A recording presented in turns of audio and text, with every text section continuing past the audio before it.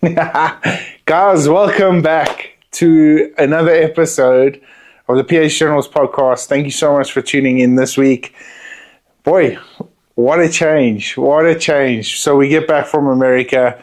I get this bee in my bonnet and I'm like, we're coming back from an extremely successful show season and we need to come back and we need to change things up. The podcast is doing exceptionally well. Thanks to everyone that has supported me. Without you guys, this couldn't have been possible. So we headed along, upgraded the sound equipment, upgraded the cameras, did whatever we needed to do to get to this point. And of course, the finishing touches is upgrading our brand new studio. And yeah, man, I'm so excited to be here. It's absolutely stunning. It really turned out nicely and just in time because I kick off my very first episode with being back with Sarah tomorrow. I'll tell you guys a little bit more about that once we air that episode. I'm really looking forward to that one. Such a unique perspective on what our industry has to offer. So it's one of those that I'm really looking forward to. But yeah, guys, let's get into it. Before I kick off, I do want to mention I want to welcome, to say the least. Firstly, I want to give a big welcome to Grizzly Sticks. The guys contacted me as I arrived in North America. The idea was once I arrived there that we were going to be able to do a little bit of hunting up there. Unfortunately, that didn't pan out due to weather and just the busy season that we had planned for heading over there. Of course, marketing was our main goal and main focus. And the guys from Grizzly Sticks hit me up and they want to help me out, which ultimately has led into, I've been planning a Cape Buffalo hunt now for some time, for a very long time, probably about 5 years in the planning. And a lot of money has gone into it, a lot of savings has been made. And this is just, the cherry on top. Because Grizzly Stick, without a doubt, are one of the leading brands in the industry when it comes to big game hunting, especially with bow. So I'm really looking forward to this one. I can't wait to test it out. I'll be heading up to Magnum Archery. We'll be dialing in a new bow, which I'm pretty excited about. I'll tell you guys a little bit more about that as we go along. And I'm hoping to sit down with Seppi and actually sit down and do a full episode while we are up there. So big welcome to Grizzly Stick. Thank you so much for getting involved. I'm really looking forward to testing out the product. We'll be heading out and doing, we're hunting a red lechwe for the next couple of weeks. So I'm really looking forward to that. Those of you that followed my story last year, unfortunately the elusive big bull, he got away. It was the one that got away, but we'll be trying our luck again this year. And hopefully we have a little bit Lady Luck's on our side this time, but that's hunting, right? So yeah, once again, big shout out to Grizzly Stick. I'm really looking forward to this one. And then, guys, just thank you to everyone that, I need to just thank each and every single one of you for tuning into the podcast. You guys have made it the success it has been today. We made it into the top 30 just a couple of weeks ago, and with the amount of attention that the podcast has got, we're hoping to break that top 20 barrier in the next couple of weeks, in the next couple of episodes. So I'm looking forward to that one, and once again, just a big shout out to all you guys that have watched and contributed to this magnificent journey of mine. So with that being said, if you haven't yet, I would really appreciate it if you hit the subscribe button, turn on the notifications, and of course, if you enjoyed this episode, if you like, just drop a thumbs up. On any one of the platforms that you guys are listening to, if you subscribe to the show, it really goes a very long way, and it helps me to keep doing what I'm so passionate about doing, and ultimately look after the conservation of our beautiful and majestic wildlife. And that's the end goal, right? So that's what we're striving to do.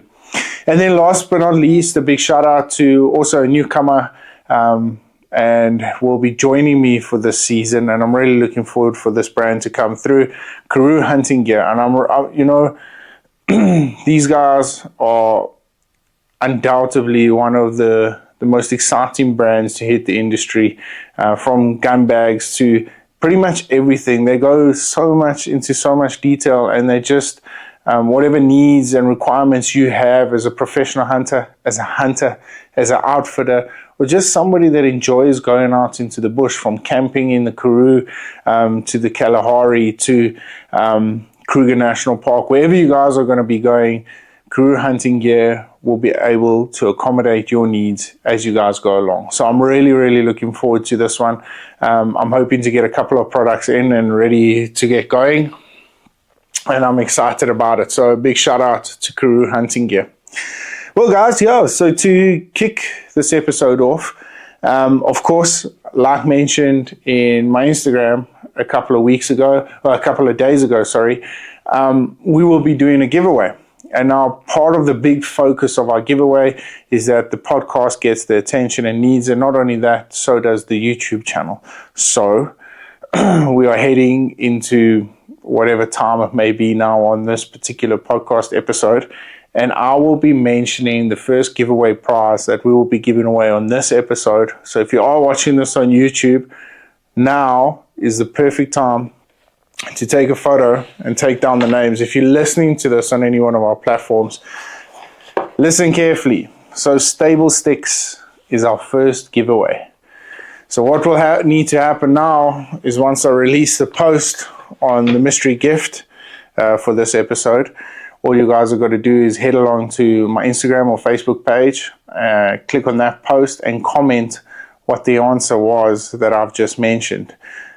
So Stable Sticks will be the first giveaway that we have for this season of the podcast. So I'm really looking forward to keep giving away. We've got a bunch of great prizes, from scopes to handcrafted knives, a couple of broadhead giveaways, some gear bags, some rifle bags, some camo vouchers. The list goes on and on and on, and I can't wait to keep the traction going and giving back to what you guys have given me so much, and so much joy in doing what I love doing. So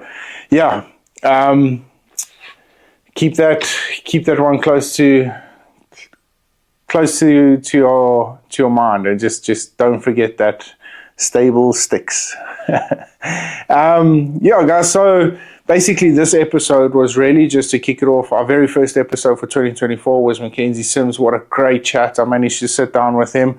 But this episode was more about just to tell you guys a little bit about the plan for 2024 going forward, what my opinion was on the show season. If you guys have been following me, you would have seen that I interviewed a very good friend of mine. I call him a family member.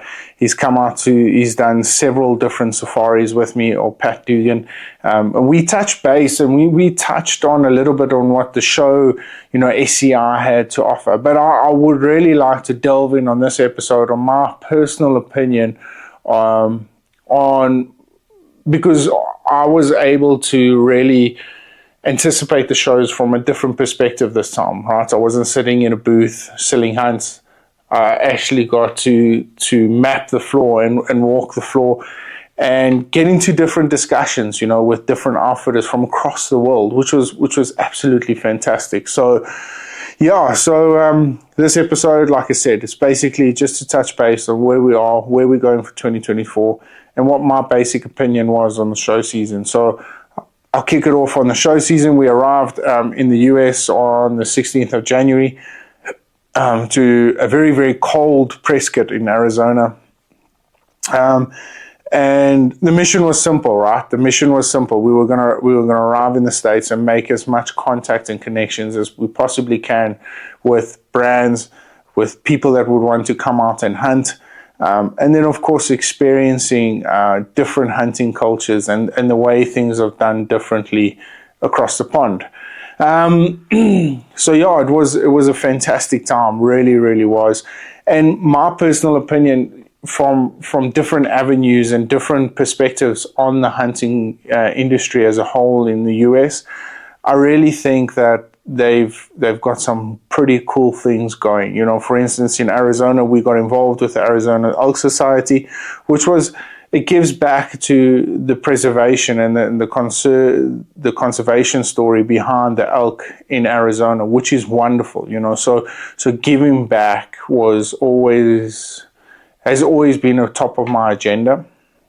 And to be able to give back to a species that the North America is known for and is world renowned for is pretty awesome, So to have that opportunity to be involved and donate a hunting package was incredible. And they host their banquets now in April, I would presume, and I'm really trying. So my marketing strategy for next year will be more to attend those sort of type marketplaces like the banquets and stuff, because I just feel as well that the end goal is conservation, right? So my goal is try and be as much involved into the conservation side of the hunting industry as much as possible, and getting involved with these banquets, because there's a lot of guys that are there for the right reasons.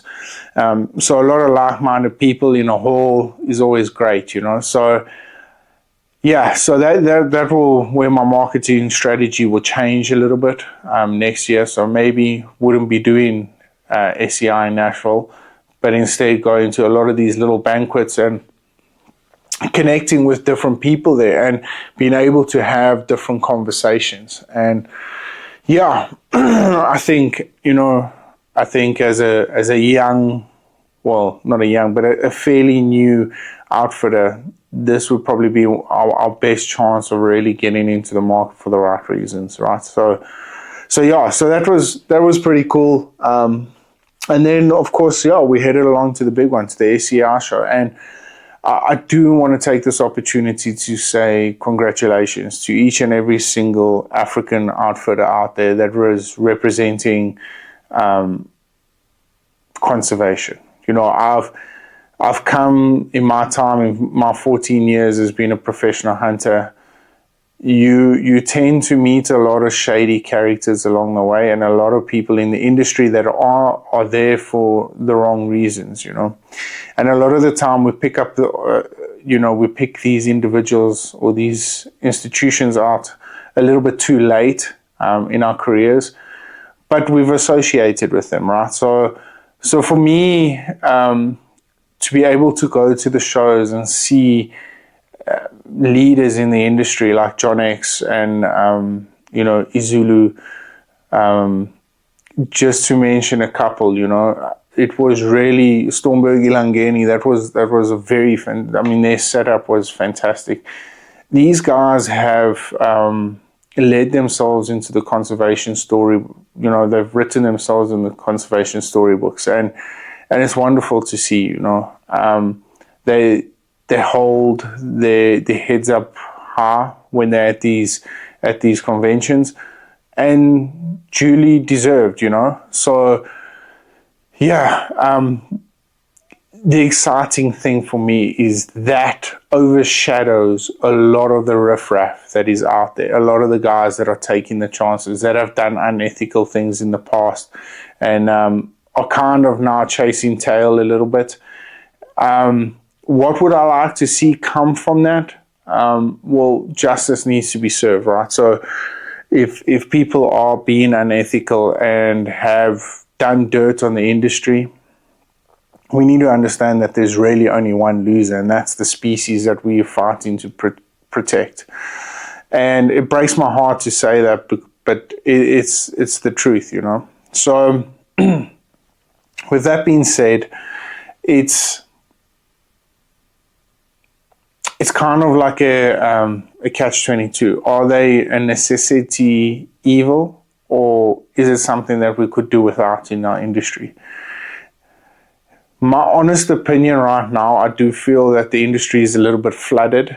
But like I said, the cream always rises to the top, right? So the guys that are doing the hard graft, and they don't actually necessarily need these shows to be successful. They don't need these shows to, how can I say? They don't need these shows to make the money that they've always wanted or get their point across, right? They they're just doing these shows because they love talking about and they're passionate about what they do. And ultimately, what thrives from that is the conservation patterns that they've instilled into their camps, into their conservancies. And it's wonderful to see, right? Because a lot of it is thriving. The numbers are doing well. The species are coming through the ranks. And there's a lot of great benefits that are coming from this. So I want to say that the guys that have done dirt, let's hope the wheel turns, and let's hope that justice will be served, and the animals will have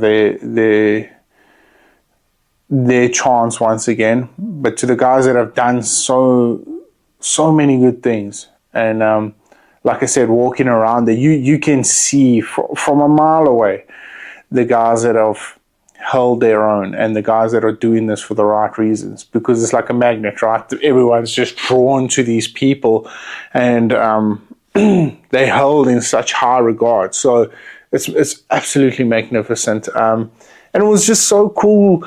You know, I was honestly walking around there as a South African and somebody that's been in the industry and not necessarily always been involved with these individuals or these institutions.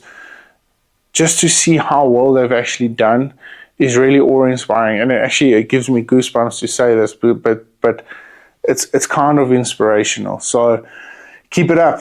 I mean, it's been fantastic, and you can't really compare outfitters with outfitters, right? Coming from different countries, but South Africa and Africa as a whole hold their own in a very special way in the SCR Convention Center, which is fantastic, you know. So there is a space for us, and the space is only getting better. It's been seen with more respect and more dignity. Of course, like I said, there's always these chance takers, but they're kind of weaning themselves out with no motivation from anyone else other than themselves. They've kind of singling themselves out, and people can see that. But other than that, I mean, how we hold our own against, you know, places like New Zealand, Scotland, England, Spain, Croatia, France, all these different places, we hold our own pretty well, and it's fantastic to see. And I walked around there as a proud South African, because we can hold our head up high and say that we've put conservation at the forefront of many, many, many success stories. So yeah, and that's my perspective, guys. That's my perspective on the shows and where we are as a country and where we are as in the industry going forward. You know, I'm by no means saying that what I say is the right way. It's just from what I experienced, and it was great. It really, really was. So yeah, I'm just looking forward to, you know, what these outfitters produce for the coming year. But in the same sense, where our conservation patterns are going and where our conservation story is going. So I'm fairly confident leaving those shows that I'll be able to say that, you know, one day all the hard work that everyone put together, the likes of Warren Rippon from Buffalo Cliff Safaris, it's just an impeccable. And the fact that he didn't get the SCR award for conservation kind of blows my mind. But what he has done for conservation in the southern tip of Africa is beyond remarkable. And I would love to have him on the podcast, and I'm sure I will at some stage. But yeah, man, what an experience! What an absolute experience it was. So very, very fortunate. I count my lucky stars every day to have gone over there and seen it from that perspective. It's so much fun, and yeah, I look forward to next year and getting involved in a slightly different way than what the traditional outfitters do. So, and see how that kind of plays out. So, moving into the second part of the episode is more about what the plans hold for PH Journals for 2024. Of course, the podcast is my main focus. I'm hoping to get a couple of episodes rolling, and that we can do it more than once a week, and it can become a regular activity that we get involved in. So, so the podcast is exciting. I'm really, really excited where it is at the moment, where it's going, and the trajectory it's taking. So, and there's some pretty cool, like I said, I mentioned Warren, but other than that, there's so many cool conservation stories within our industry that I would love to pick up my mic, head down to these guys and have a chat to them and see what it's all about, and get their perspective on what we can do better as hunters, what we can do better as outfitters, professional hunters, whatever it may be, So that's an exciting part for me. And then as far as professional hunting and the outfitting story I've got going, our season pretty much starts now at the end of March. I did mention that I'll be chasing a red lechwe around. It makes it tough, and the tough thing about this particular hunt is that I'm chasing one bull. There's 4 or 5 different beautiful, majestic lechwe bulls, but it's this one bull that I'm after because he's got such a unique shape. He's giant, he's old, he's never going to breed again. And, I've kind of got like I've got his number, so I've got to make it work. So, so I'm doing a lot more individual hunts this year, which I'm really, really excited about. Chasing a couple of different species. We'll be heading up back into the Sneeuwberg Mountains, chasing klipspringer, which I'm absolutely amped about. So I'll be packing my tent for a couple of days, which is always exciting. I'm not a big camper, but it is.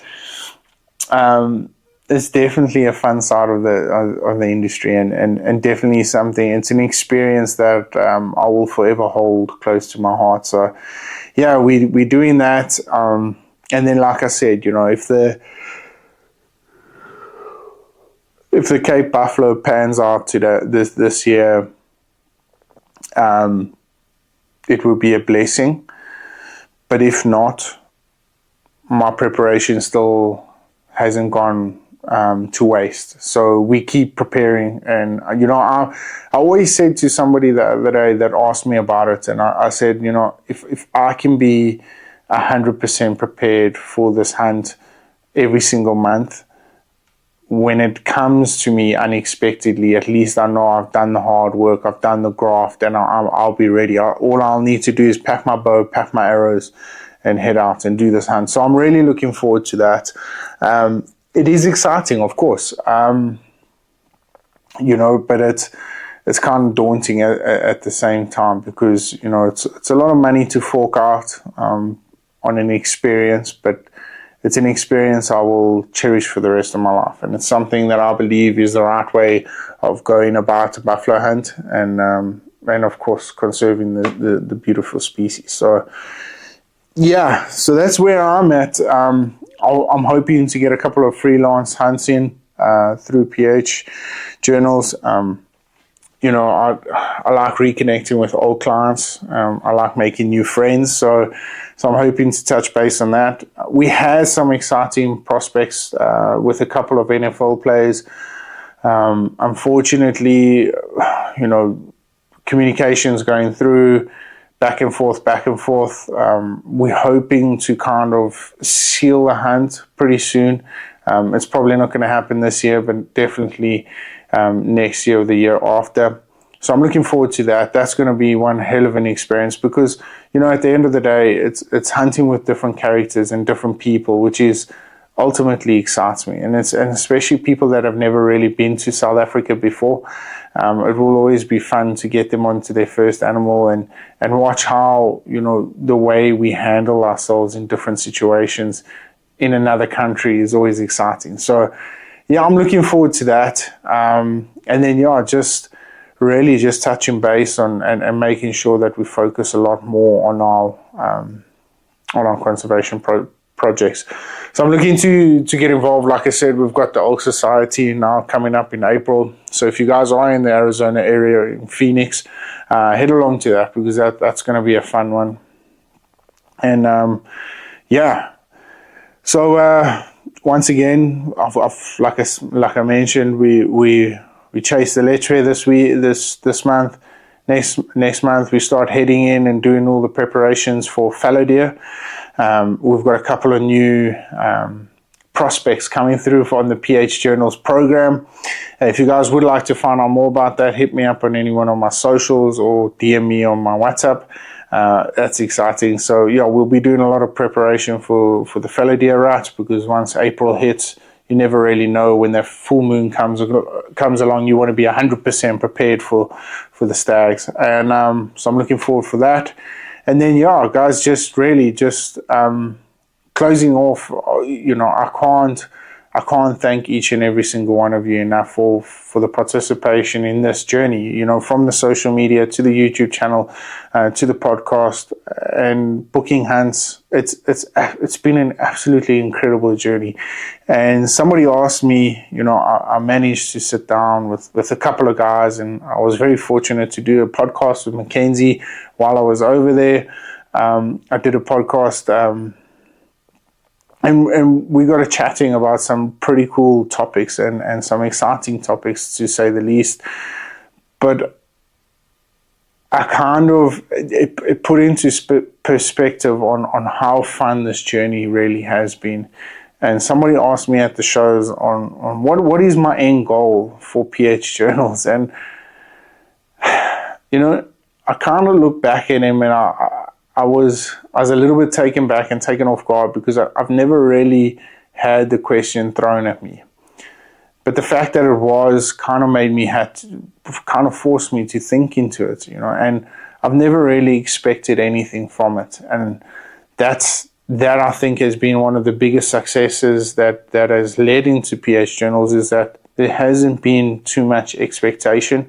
But in the same sense, we've also we've gone out there and we've done what we've needed to do, and it's, like I said, it's just been so much fun. I mean, from meeting Sue Tidwell to the stories that people have shared with me and have transgressed on the podcast, it's been an absolute blessing, and to get over $2 million now, and we're sitting almost in the top 20 of the hunting podcast in the world on FeedSpot, which is a dream come true for me. And, like I said, I couldn't have done this without you guys. So I think that's probably the perfect opportunity for me to close out on this episode.